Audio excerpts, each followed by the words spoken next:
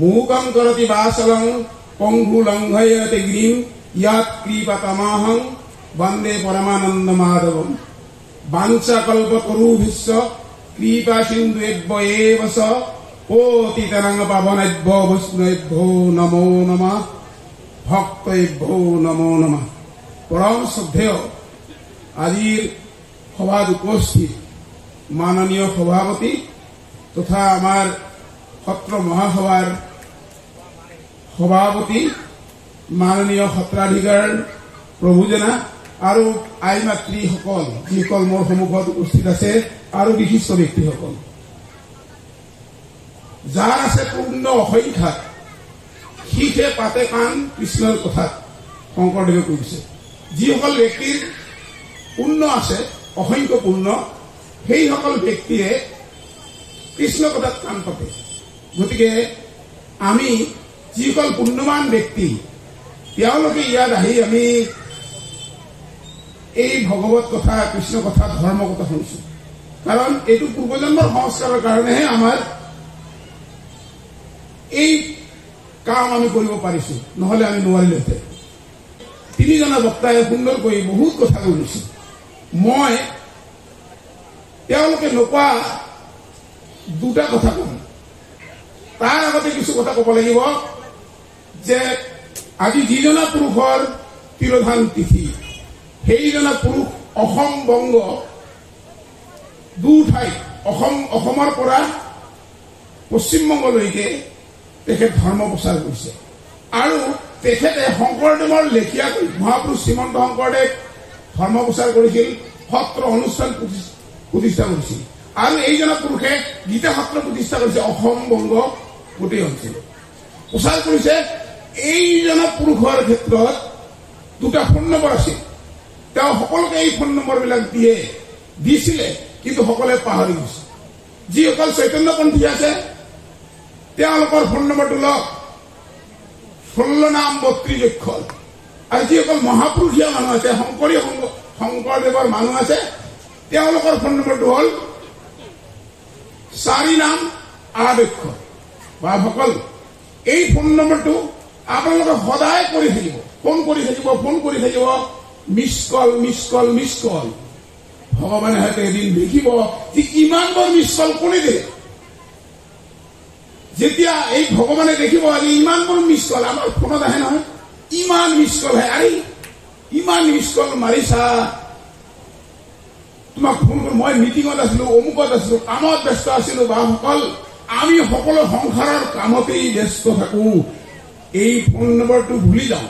এই 16 নাম 32 অক্ষৰ আৰু 4 নম্বৰ অক্ষৰ এই কপিল বাসকলে জানে, আমাৰ বশিষ্ঠ বুধুৰপুৰৰ বাপ জানে, আমাৰ সত্ৰাধিকাৰ বাপো জানে, কিন্তু এই ফোন নম্বৰটো আমাক কোৱা নাই।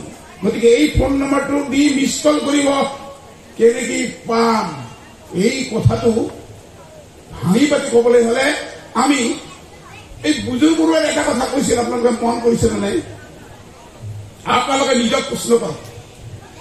প্ৰশ্ন কৰিলে আপোনাৰ ফোন কলটো কৰিব লাগিবই যে আপুনি ফোন কৰিব, আমি ক'ৰ পৰা আহিছো, ক'লৈ যাম। আপুনি নিজক প্ৰশ্ন কৰকচোন। দাসকল মোক দেখক, আপোনালোকে এজন মানুহ থিয় দি আছে তাত চাওক, এটা প্ৰশ্নবোধক চিন,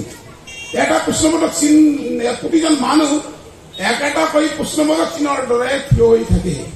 এই মানুহজনক প্ৰশ্ন কৰক যে আপুনি ক'ৰ পৰা আহিছে, ক'লৈ যাব। নিজক প্ৰশ্ন কৰক আৰু বেলেগক প্ৰশ্ন কৰক ক'ৰ পৰা আহিছে, ক'লৈ যাব। কোনেও দিব নোৱাৰে। এই কথাটোৰ কাৰণে উপনিষদ বিলাক সৃষ্টি হৈছে। এই কথাটোৰ কাৰণে আমি আমাৰ বুজুৰ্গবোৰে কৈছে মূল এটা বস্তুৰ পৰা আহিছো, সেইটো শংকৰদেৱ আৰু মহাপুৰুষসকলে কৈছে পৰমাত্মা আৰু আমি জীৱাত্মা। পৰমাত্মা আৰু জীৱাত্মা কি বস্তু? এই পৰমাত্মাটো হল পৰমেশ্বৰ, তেওঁক কোৱা হয় ঈশ্বৰ মায়াধীশ, আৰু আমাক কোৱা হয় জীৱাত্মা, আমাক মায়াই মৰ্দে, গতিকে আমি জীৱ। গতিকে এই আমি সকলে ভগৱানক কিয় দেখিব নোৱাৰো, ইয়াৰ ব্যাখ্যা আমাৰ কৃষ্ণানন্দ স্বামীজীয়ে, কৃষ্ণানন্দ ব্ৰহ্মচাৰীদেৱে এই মহাপুৰুষজনাই দি গৈছে এটা সহজ কথা। কেনেকৈ জানেনে? তেওঁ বক্তৃতাত বহুতবাৰ আমাৰ জীৱনত সৌভাগ্য হৈছিল তেখেতৰ বক্তৃতা শুনাত। তেখেতে কৈছিল এইটো বস্তু কি যে বোকা পানী পানীৰে খচিলে এই বোকা পানী কেনেকে হয়, মাটি আৰু পানী যদি এনেকে খচা যায় বোকা হৈ যায়। আৰু এই বোকা ধুবলৈ আমাক লাগে পানী। গতিকে ভগৱানৰ মায়া মৰ্দে যাক, এই মায়াটোৰ কাৰণে আমি কিন্তু ভগৱানৰ ওচৰত চাবিব নোৱাৰো। মায়া বিনাশ কৰিবলৈ হলে আমি আকৌ এই ভগৱানৰ বিস্কলত মাৰিব লাগিব এই 16 নাম 32 অক্ষৰ আৰু 4 নাম 8 অক্ষৰ। এইটো কৰোঁতে কৰোঁতে এইটো এটা গল্প আছে, বহুত আছে, উপনিষদৰ ধুনীয়া ধুনীয়া গল্প আছে।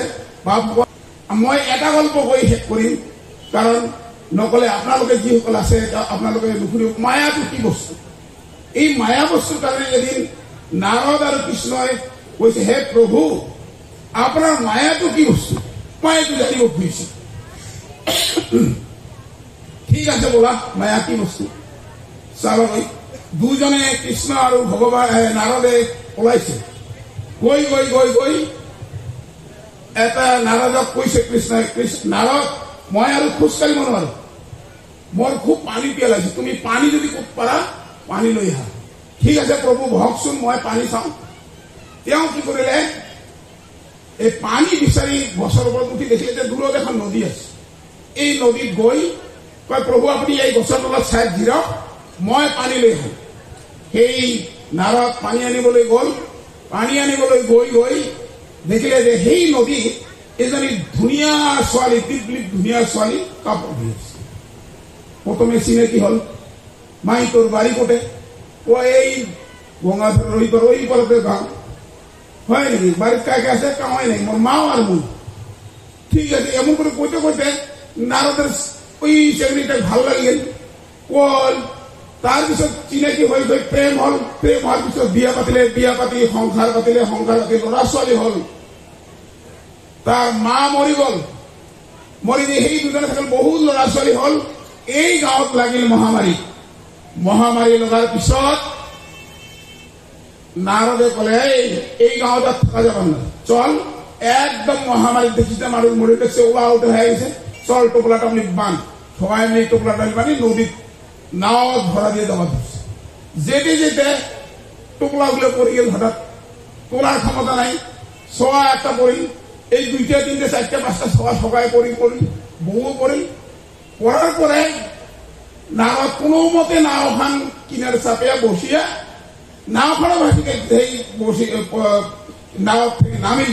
নারদ নাওখান ভাসি গেল। নারদ বসিয়া হুকি কান্দি লাগছে।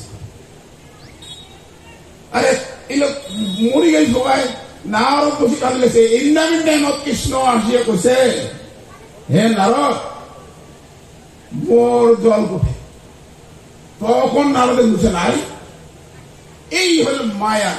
আইসকল বাপসকল জেলা আছেন, তোমরা নিশ্চয় জানেন, আমরাও এই ভগবানের একটা জল আনিবে যাচ্ছি, আসিয়ে সংসার পাচ্ছি। আমরা গর্বত থাকে না, আমরা প্রতিশ্রুতি দিই, হে ভগবান মোক সংসারত পাঠাও। মুই কি করিম, এই সংসারত গেলে তোর নাম দিন রাতি জপ। আসিয়া ভুলি গেলাম, বড় হলাম, বিয়া দিল, সংসার পাতিলাম। সংসার পাতিয়া আস্তে আস্তে বুড়া হইলাম। বুড়া হইলেও আমার বেটির বিয়ে চিন্তা, সবার চাকরির চিন্তা, তারপর নাতিনির চিন্তা, নাতির চিন্তা করতে করতে জীবন শেষ। হঠাৎ একদিন হয়তো মরি যাবো এই সকল। সেদিন কিন্তু ওই ভগবানের জিজ্ঞেস করবে, কিরে তোকে পাঠালো মোর জল কই? নারদের মতো। গতিকে আই সকল এই নারদের এই চিন্তার থেকে দূর হবার গেলে কপিল বাবেরটাই থাকা, সত্রাধিকার বাবেরটাই থাকা, এই 4 নম্বর মিসকল ভগবানের মারি থাকা লাগবে। ভগবানের যেদিন কৃপা হবে, সাধুর যেদিন এই মিসকল মারতে মারতে হয়তো ভগবানের দিন কৃপা করবে। সেই কৃপা করলে, সাধু কৃপা হলে আমার হয়তো ভগবান প্রাপ্তি হবে। এই একটা জন্ম, একটা মানব জন্ম যাবারে শেষ। আরো একটা মানব জন্ম 3, 4, 5, 6 জন্মের পরে হয়তো আমরা ভগবানের সাক্ষাৎ পাওয়ার পান। কিন্তু এই প্রচেষ্টা চলি থাকা লাগবেই বলিয়ায় এই ধর্মসভার আয়োজন, এই ধর্ম কথার প্রয়োজন, এই ভাগবতের কথা প্রয়োজন। কপিল বাপে ভাগবতের বহুত কথা কৈছে। একটা আসল কথা কইনি, ভাগবত দরকার প্রত্যেকটা মানুষের 7 দিনের মৃত্যু, পরীক্ষিতের 7 দিনের মৃত্যু না হয়, আমারও 7 দিনের মৃত্যু রূপক গ্রন্থ হিসেবে অনেকে ভাগবতের ব্যাখ্যা করছে। রবি সোম মঙ্গল বুধ বৃহস্পতি শুক্র শনি এই 7 দিনত বা মোর মৃত্যু আপনারও মৃত্যু, প্রত্যেকটা মানুষের 7 দিনের মৃত্যু। এই 7 দিনের মৃত্যু থেকে তরণের উপায় ভগবানক 16 নাম 32 অক্ষর 4 নাম 8 অক্ষর দিয়া জপ করি মিসকল মারি থাকো মিসকল মারলে যেদিনে মর হোক সেদিন আমরা উদ্ধার নিশ্চয় হম। এইটা হল শাস্ত্রের মত। আই সকল বাপ সকল মুই এখানে কয়ায় মোর বক্তব্য শেষ করলুম। মোর যদি কোনো অপরাধ হয়ে থাকে মোক তোমরা নিজ গুণে ক্ষমা করবেন। জয় হেতু শঙ্কর মহাদেব, জয় হেতু কৃষ্ণানন্দ ব্রহ্মচারীদেব। নমস্কার।